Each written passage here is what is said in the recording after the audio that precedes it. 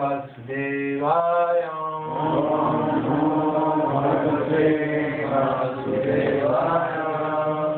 So we continue the reading of Bhagavad Gita, 10th chapter, verse 4 and 5. Just repeat the verse one time. Okay. Because Yes. we already chanted it. Yeah. Okay.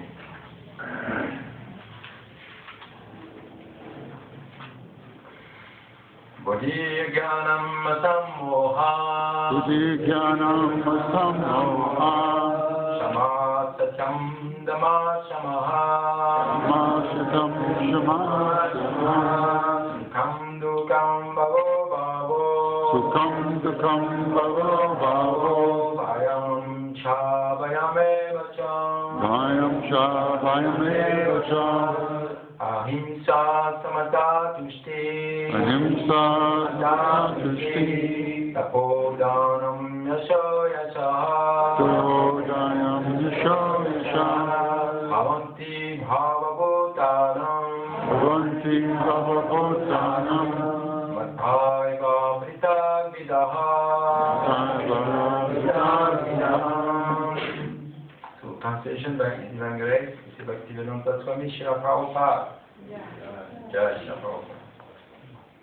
Intelligence, knowledge, freedom from doubt and illusion, forgiveness, truthfulness, control of the senses, control of the mind, happiness and distress, birth, death, fear, fearlessness, non-violence, equanimity, satisfaction, austerity, charity, fame, and infamy. All these various qualities of living beings are created by me alone. So I will continue the purport. I read a small portion yesterday. So we continue today. Asamoha, freedom from doubt and delusion, can be achieved when one is not hesitant and when he understands the transcendental philosophy. Slowly but surely, he becomes free from bewilderment. Nothing should be accepted blindly. Everything should be accepted with care and with caution. Kshama, tolerance, and forgiveness. So maybe what we can do is better. We can go step by step about asamoha. I have written something. Where is it? So about asamoha.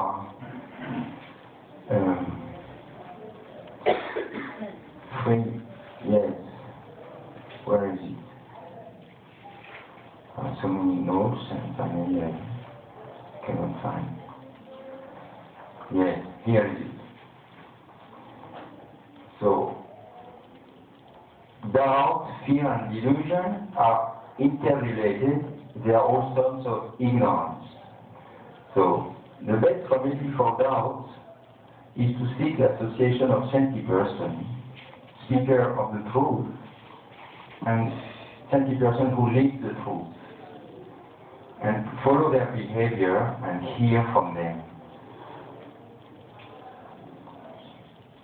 So doubt and delusion, it is described in the end of the 4th chapter of Bhagavad Gita. Tasmat agyana sambhutam restam yana chiddenam samsayam yogam atishta bharata. Something like that. The last verse of the 4th chapter. Krishna is telling Arjuna, with the sword of knowledge, you should cut this demon of doubt and illusion,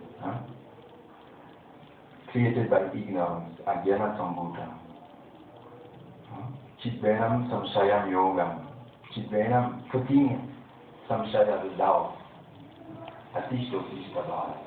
Is asking Arjuna, now fight, Arjuna, and cut with the sword of knowledge. At the end of the 4th chapter, Krishna has finished to glorify transcendental knowledge in different aspects, comparing knowledge to a fire who destroys all karma, and comparing knowledge to a boat who takes you on the other side of the ocean of material existence.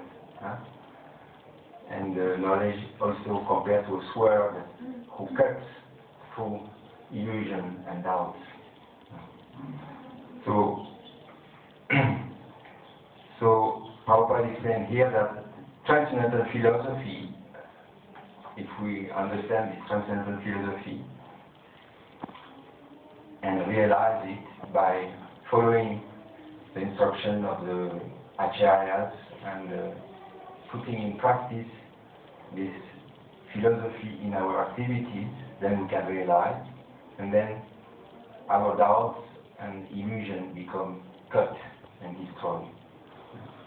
And it makes sense because what keeps us in this doubt and illusion is the resultant reaction of our sinful activities who are accumulated in the heart.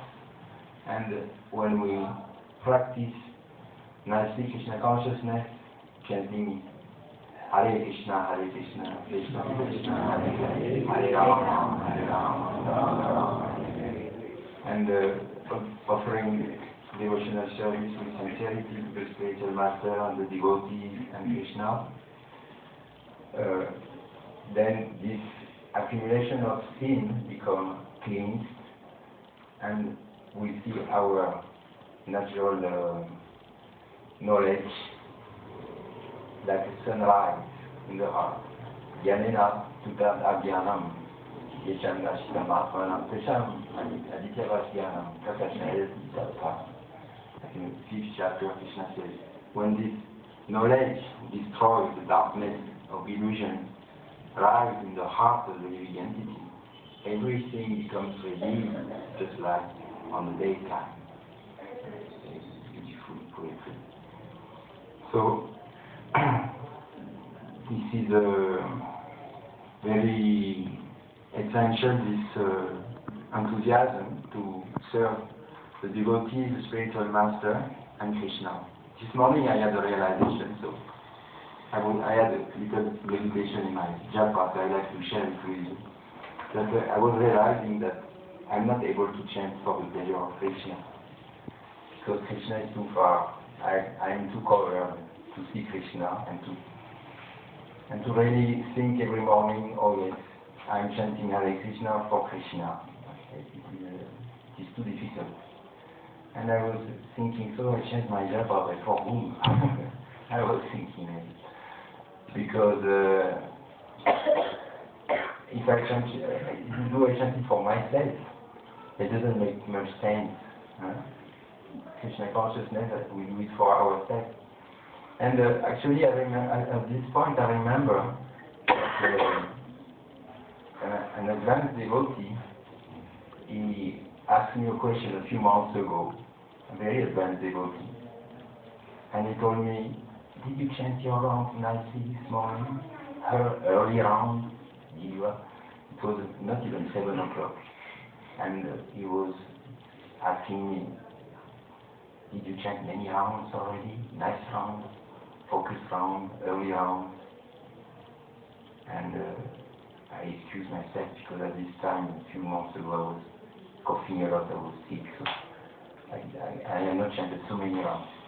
I was very appreciative that he was concerned that I had chanted enough good rounds, early rounds, focus. We know that all these rounds during the day, in the afternoon, like sometimes speaking a little bit with one devotee and continuing the same round, they are not the best at all. They are compared to patchwork. You know what is patchwork? And this kind of a cloth made of piece of cloth. So it doesn't look number one cloth. So the rounds of the afternoon, sometimes they look like patchwork. So, and I remember that during my japa, and I think, yes, actually, this wonderful advanced devotee, he is concerned about me. He's concerned that I rise up early morning and chant good rounds early morning, focused on, without interruption, without speaking to anybody, just round. And then I felt a lot of motivation. Oh yes.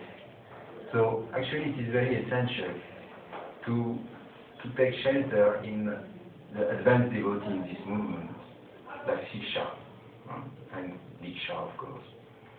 It is very essential because, as far as I am concerned, for myself, only to chant for Krishna is very difficult.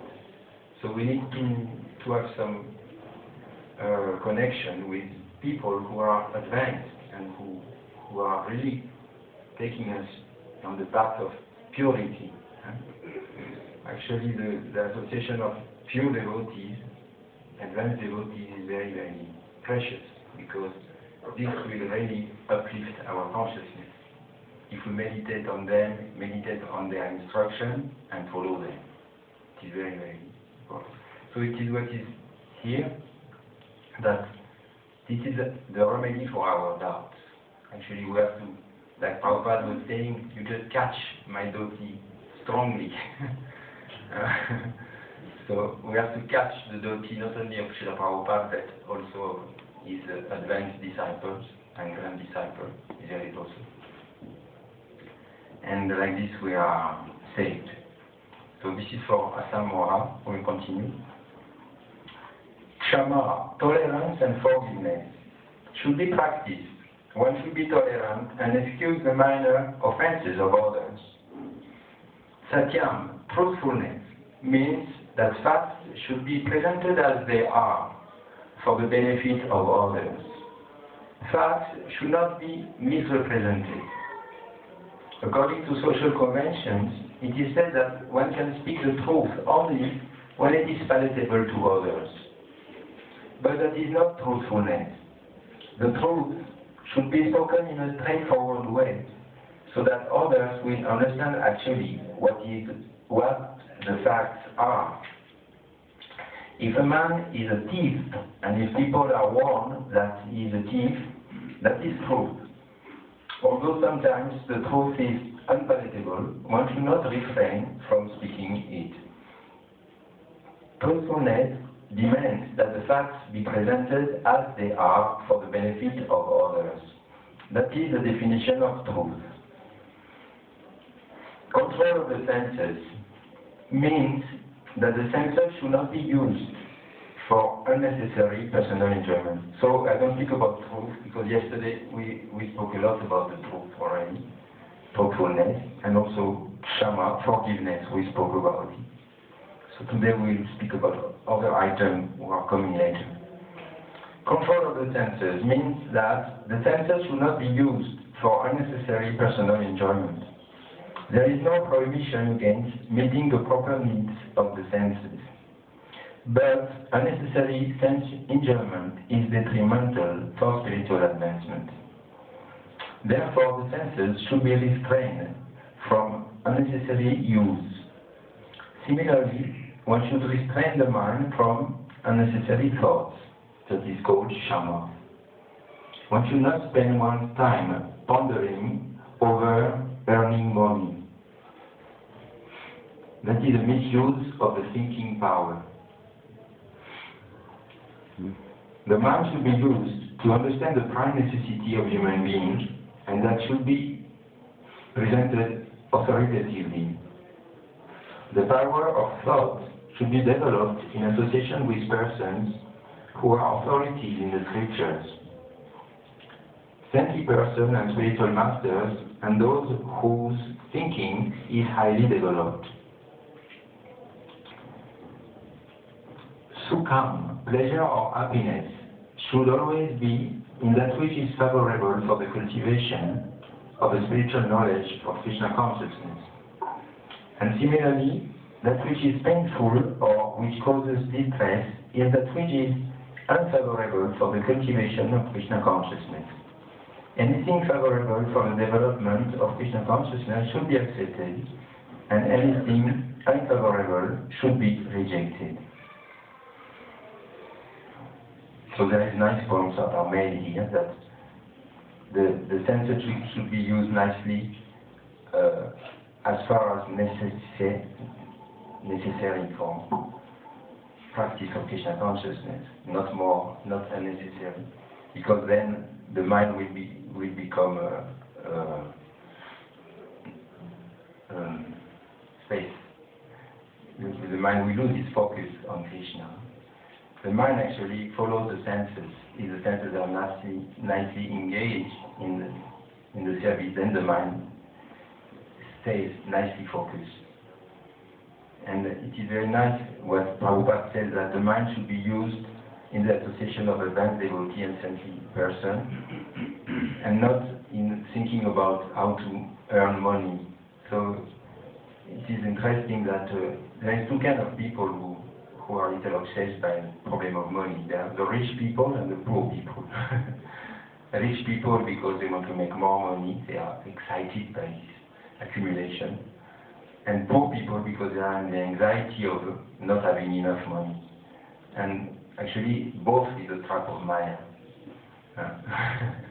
That's why it is generally said that to be too rich or too poor for Krishna consciousness is not very good. We should try to find a just middle, so that our mind doesn't become disturbed by the meditation of making big money or making little money. Both is a disturbance, and will make us forget about our duty, our prime duty, which is to think of the prime necessity of human life, which is to be Krishna conscious.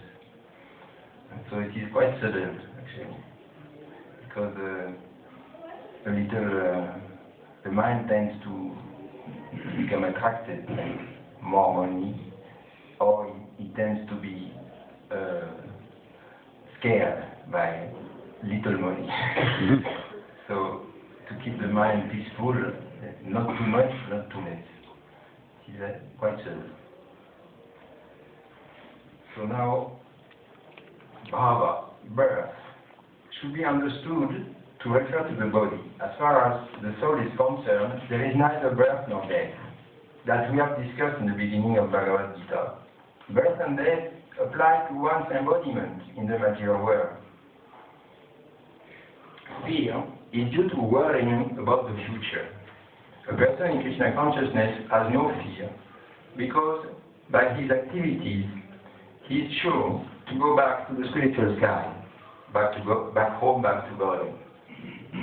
Therefore, his future is very bright. Others, however, do not know what their future holds. They have no knowledge of what the next life holds. So they are therefore in constant anxiety. If we want to get free from anxiety, then the best course is to understand Krishna and be situated always in Krishna consciousness. In that way, we will be free from all fear. In the Srimad Bhagavatam 11:37, it is said, it is stated, Bhayam vidya viniveshatasya. Fear is caused by our absorption in the illusory energy. But those who are free from the illusory energy, those who are confident that they are not the material body, that they are spiritual parts of the Supreme Personality of Godhead, and who are therefore engaged in the transcendental service of the Supreme Godhead, have nothing to fear. Their future is very bright. This fear is a condition of persons who are not in Krishna consciousness. Abhayam, fearlessness, is possible only for one in Krishna consciousness. So, the topic of fear, fearlessness, is a big topic, and actually, this is what I prepare the most. But first, I want to evocate a nice meditation about the ocean. So it is said that an advanced devotee possesses wonderful qualities like equanimity. These wonderful qualities are described also here in the verse, like freedom from doubt and delusion, forgiveness, truthfulness, control of the senses, control of the mind, fearlessness, non-violence, equanimity, satisfaction, austerity, these qualities, intelligence, knowledge. So there is a beautiful verse in the second chapter of Bhagavad Gita, that certainly many of you know, who compares the pure devotee to an ocean. So it is a nice meditation. We can think about the ocean. In my country, we have the Atlantic Ocean. I don't know what ocean you have. Prabhu, in Australia, you have the Indian Ocean. Huh? And Prabhu, where do you live, Prabhu? Wales, we have the Irish Sea. Ah, Irish Sea, eh? Yeah. So it is Atlantic also. It is Ireland. Republic of Ireland. Ah, I see. Okay. And here in India, you have three different oceans. You have the Bay of Bengal, you have the Indian Ocean, and you have the Arabian Sea. So you have three. So anyway, all the oceans look similar. So the idea is Krishna is amongst the mass of water, the body of water, I am the ocean, Krishna said. And this idea of the ocean is given to compare someone who controls his senses, who is not disturbed by the flow of the rivers, and also not disturbed by the evaporation of water due to the formation of clouds. Millions of tons of water are being evaporated every day from the ocean, and millions of tons of water are flowing into the ocean by the rivers. But the ocean stays totally peaceful, totally undisturbed. And this is an example of an advanced devotee. So many desires may come to his mind, but he remains totally calm, like an ocean. So we can recite this verse. Apuryamanam Vachana Pradisham Apuryamanam Tata Patishtam Amudramapa Pravishanti Yadva Samudram Yata Pavishanti Adva Tavatsamayam Pravishanti Yadve Vapyamayam Pavishanti Yadve Sasanti Mapnoti Nagamapam Sasantim Apnoti Akamakami. Thank you. A person who is not disturbed by the incessant flow of desire that enter like rivers into the ocean, which is ever being filled, but is always still, can alone achieve peace, and not the man who strives to satisfy such desires. So there is an example given in Srimad Bhagavatam of Kardama Muni, who took sannyas. Kardama Muni took sannyas and became very advanced in spiritual knowledge. And there is a description that his mind became just like an ocean also. And Prabhupada explained in the purport, gradually he became unaffected by the false ego of material identity, undisturbed and equal to everyone. And without duality, he could see himself. His mind was turned inward, and he was perfectly calm like an ocean, unagitated by waves. So Prabhupada says, when one's mind is in full Krishna consciousness, and one is fully engaged in service to Krishna, devotion service, then it becomes just like an ocean, unagitated by waves. So this ocean gives an idea of what is an advanced devotee is very equal, equanimity, is very satisfied, he is full of forgiveness, full of tolerance, he controls his senses, he controls his mind, he is fearless. So the ocean evocates all these wonderful qualities. So now, it is explained that the laws of nature may work. Still, if someone is fixed in devotional service, as the lotus leaf of the Lord, he is not agitated because it is introspective. So, it is the quality of an advanced devotee that he is inside. His meditation is inward. So there is a nice section in the 5th chapter of Bhagavad Gita who describes this attitude of an advanced devotee. So, we can read together.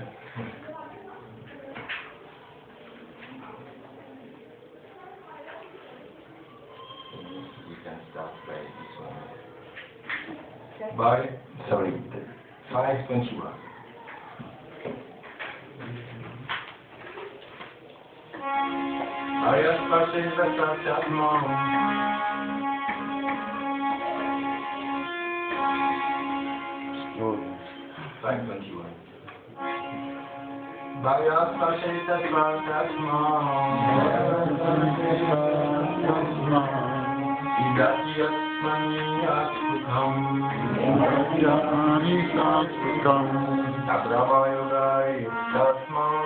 Brahma Yoga Yukatma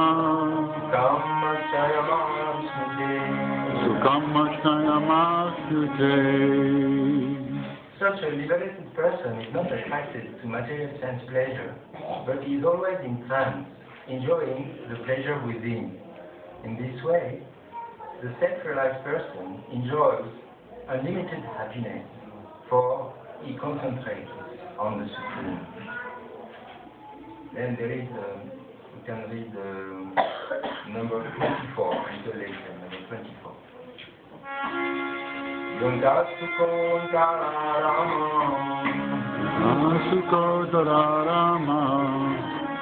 Sakanta Jyotirevayam Yatoti Jyotirevaram Sayogi Brahma Nirvanam Suyogi Brahma Nirvanam Brahmavuto Vidashati Brahmavuto Vidashati. One whose happiness is within, who is active and rejoices within, and whose aim is inward, is actually the perfect mystic. He is liberated in the Supreme, and ultimately he attains the Supreme. So, how Krishna described the wonderful qualities of a devotee, that he is meditating within. His happiness is within, his aim is within. This is the gravity, quality of gravity. Prabhupada was showing such gravity and such depth of activity, of mind activities. We could not even know what it's about. Actually, it is the meaning of gravity that nobody knows what the pure devotee is thinking. Nobody can. Okay. So that he realized his own self without false identification with matter. Such a great devotee is never a trouble with others, for others. So he's very equanimous. Equanimity is the key to go back to God. Okay, so now there is a nice example. The story of Gadadhara. You know, Gadadhara was asked by Maharaja Hugana to carry the palanquin. And it is a very nice story. And Gadadhara, as you know, he was strong. He had a strong body, so the carrier, they were looking for a new carrier. And they said, oh, he looks strong and very fit for being a palanquin carrier. So they engaged Gadadhara by force. But Gadadhara, he didn't carry the palanquin very nicely because he was too concerned about not doing any harm to the hands. Remember? So he was looking always before putting his feet on the ground, and he was like this, being very careful. But the other carrier were not carrying the palanquin at all in in that way, they were walking very like soldiers and very regularly. So the palanquin was not carried very equally, and the king became disturbed, and he started to complain. How is it that you cannot even carry this palanquin properly? So the carrier said, well, we are very sorry, but this is this new guy that we engage for carrying the palanquin. He cannot carry with us. We don't know why. He's not carrying very nicely.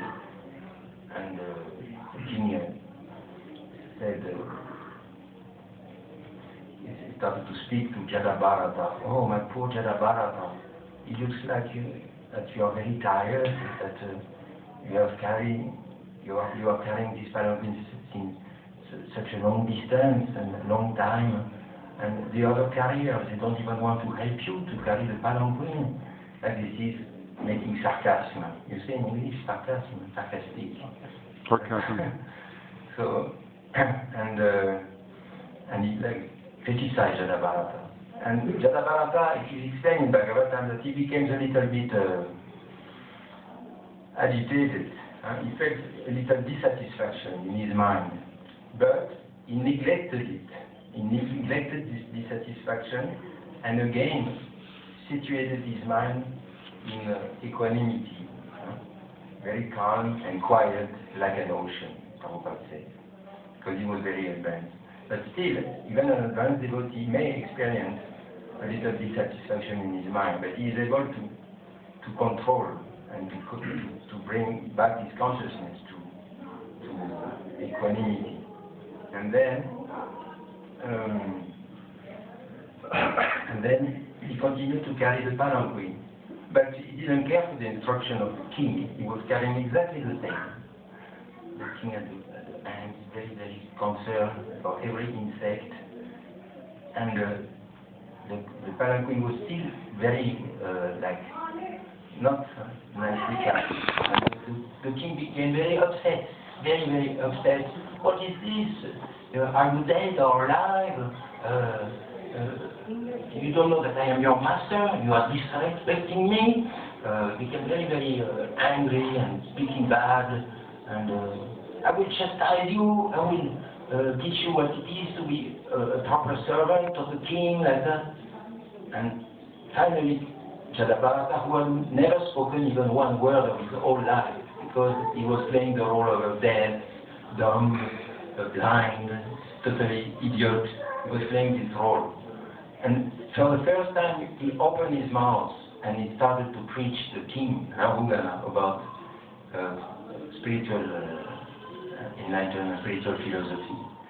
And he said to the king, "Oh, my dear king, what you said is very correct. Actually, I am not young, I am not old, I am not fat, I am not skinny." So the king was criticizing Gadadhara in many different ways. Oh, you look like very old. Oh, you look like... Actually, Gadadhara was young.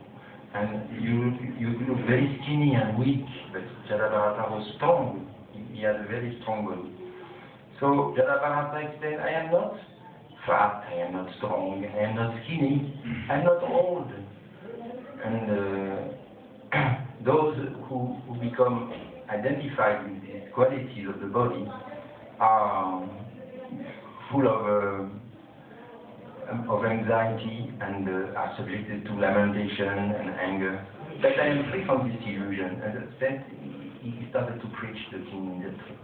And the king understood, oh, it is a great personality. And he made a big offense and immediately fell down on his palanquin, offered Dandavat to Gadadhara and asked for excuse. I am not afraid of being chastised by Yamaraj. I am not afraid of the thunderbolt of Lord Indra. I am not afraid of the punishment of Yamaraj. What is else? I am not afraid of the trident of Lord Shiva, but I am very afraid of offending a saintly devotee. So please pardon my offense. It was very repenting. And then Gadadhara started to instruct him further and became a spiritual master. So we see the example of a devotee, because of this wonderful quality of not being disturbed by agitation. He can actually become the friend of all living entity. And he became the spiritual master of all human society. Okay, so fearlessness.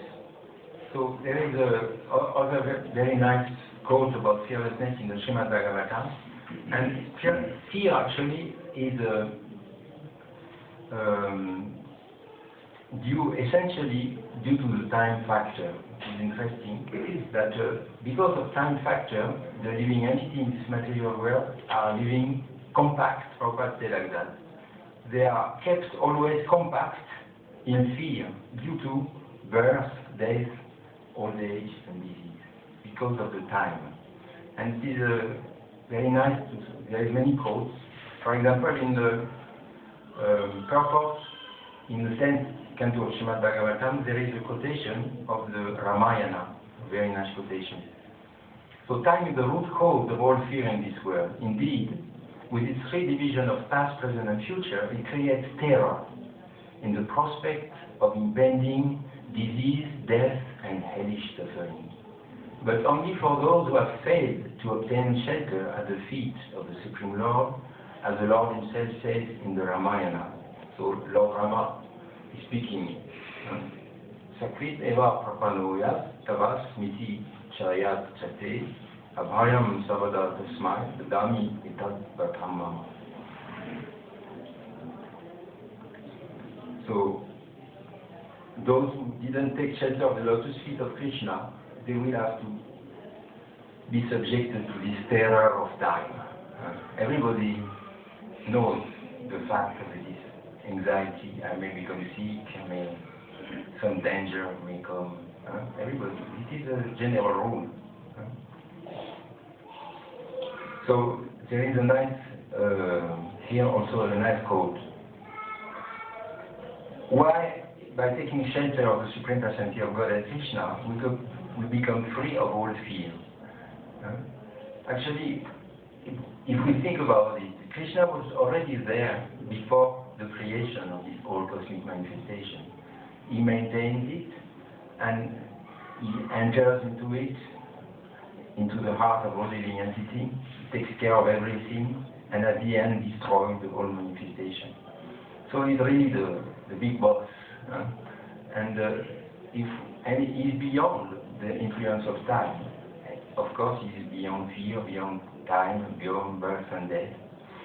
So, by taking shelter at his lotus feet, who are represented by the pure devotees and by the service to the pure devotees, we can become free of the terrible danger of material existence. So there is a nice quote here. He is the Lord who eternally watches over this universe, who exists.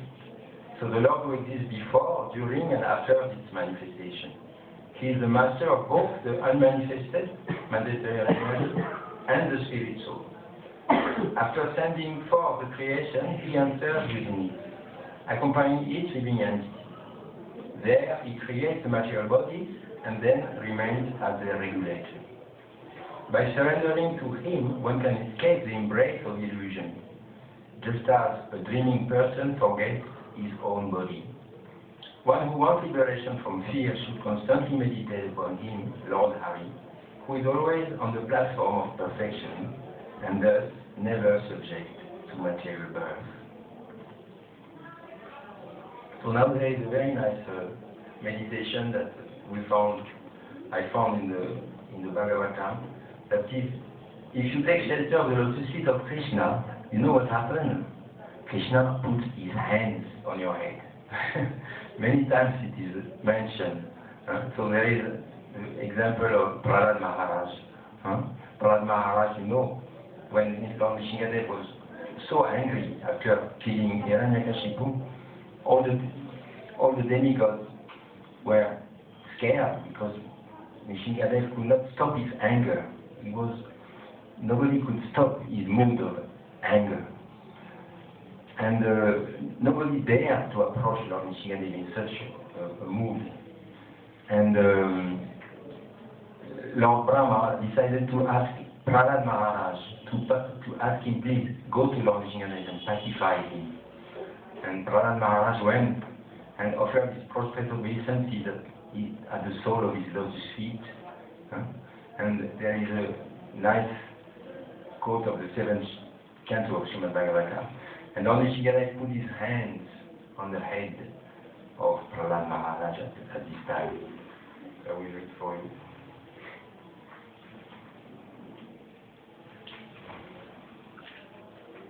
When Lord Nishingadev saw the small boy Prahlad Maharaj prostrated at the sole of his lotus feet, he became most ecstatic in affection toward his devotee. Raising Prahlad, the Lord placed his lotus hand upon the boy's head, because his hand is always ready to create fearlessness in all of his devotees. So it is interesting. You take shelter of the lotus feet of Krishna by offering your obeisances, and Krishna put his hand on your head, and you become fearless. It is how it works. It is described like that. And there is other quotes. The gopis in the 10th canto of Srimad Bhagavatam, they also pray like that. O best of the Vrishni, your lotus-like hand, which holds the hand of the goddess of fortune, grant fearlessness to those who approach your feet out of fear of material existence. O lover, please place that wish-fulfilling lotus hand on our heads. It's nice. So everybody knows that at the end of the Rasa Lila, the gopis were tired, yes, and Krishna put his hand on their face to refresh, their body. Yes. So there is another nice pastime. You know the pastimes of Brahma Vimohan Lila. So remember that Krishna decided to take lunch with his friends by the Yamuna. He said, oh, such a nice place, why don't we sit and open our lunch box and take a nice lunch together. And the Kauravas were very happy, and he said, oh yes, Krishna, what a good idea, let's sit. And by the Yamuna, they all sat together and started to have a very good time, and joking amongst each other, and taking the nice food prepared by their respective mothers. And at this moment, the calves, they had been released free to eat the soft grass. And they were allured by some green soft grass, and they disappeared from the sight of the cowherd boys, and they became very afraid. And immediately they said, Krishna, Krishna, Krishna. And by saying the word Krishna, they became pacified of all fear. And at this moment, you know what Krishna said, don't worry, please don't stop your lunch. Continue to take your lunch peacefully, I will take care of the calf. And remember, Krishna, he had a little food in his hand, a mix of yogurt and rice, and still keeping this food in his left hand, he started to wander in the forest, in the narrow pathways, in the bushes, to look for the calves. And you know that, of course, Brahma had stolen the calves, and when he came back, actually, even the cowherd boys had disappeared, and Krishna was very bewildered. Oh, also my friend had disappeared. Actually, it is described that he knew perfectly well that Brahma was doing everything, but he was playing like an actor, so that to bewilder Brahma, he was playing that he's an ordinary child. Just like a theater, an actor is making a kind of illusion, but he knows very well what is going on. So there is a quote here. When Krishna saw that his friends, the cowherd boys, were frightened, he, the fierce controller even of fear itself, said, just to mitigate their fear, "My dear friends, do not stop eating.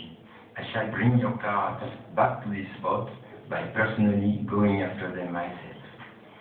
Purport. In the presence of Krishna's friendship, a devotee cannot have any fear. Krishna is the supreme controller, the controller of even death, which is supposed to be the ultimate fear in this material world. Bhayam ditya vinudeshatasya. The fear arises because of lack of Krishna consciousness. Otherwise, there cannot be any fear. For one who has taken shelter of the lotus feet of Krishna, this material world of fear becomes hardly dangerous at all. So this is this verse of Bhagavatam, 11th canto,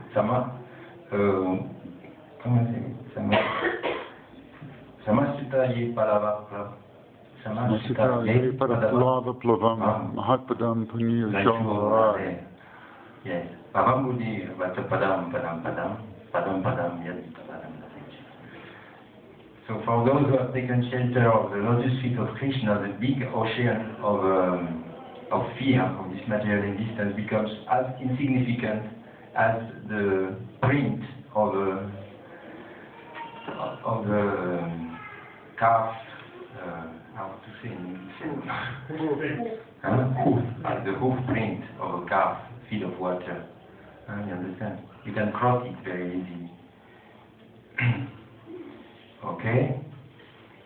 So, another example of about fearlessness are about the hands of Krishna. Remember that when Akrura had been sent by Kamsa to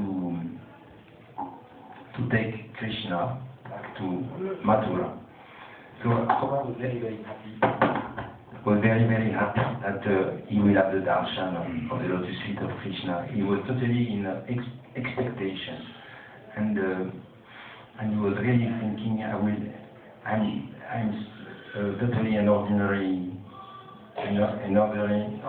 conditioned soul, but by the inconceivable mercy of Krishna, I will be able to see him, just like a piece of grass by the power of good fortune may reach the bank of a river and take shelter at the bank of the river. So he compares himself to a piece of grass in a river who comes to the bank of the river. And he is expecting to very much, I will see his beautiful lotus-like face with curly hair, with beautiful tilak on his nose and forehead, and I will offer my obeisances to his lotus feet, and he will put his hand on my head, his hand who frees everyone from the fear of material existence. So this is the idea. We want to have the hand of Krishna. So it is a nice meditation when we go to see Radha Shema Sundar and Krishna Balaram, to offer our obeisances to their lotus feet, and to think that they might put their hands on our head. Why not? Why not? So then we can continue about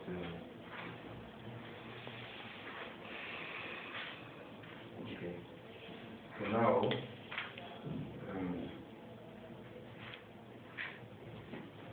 yes, there is another nice verse about Lord Nishingadev. We can finish. Actually, Lord Nishingadev is quite instrumental in the fearlessness in this Hare Krishna movement.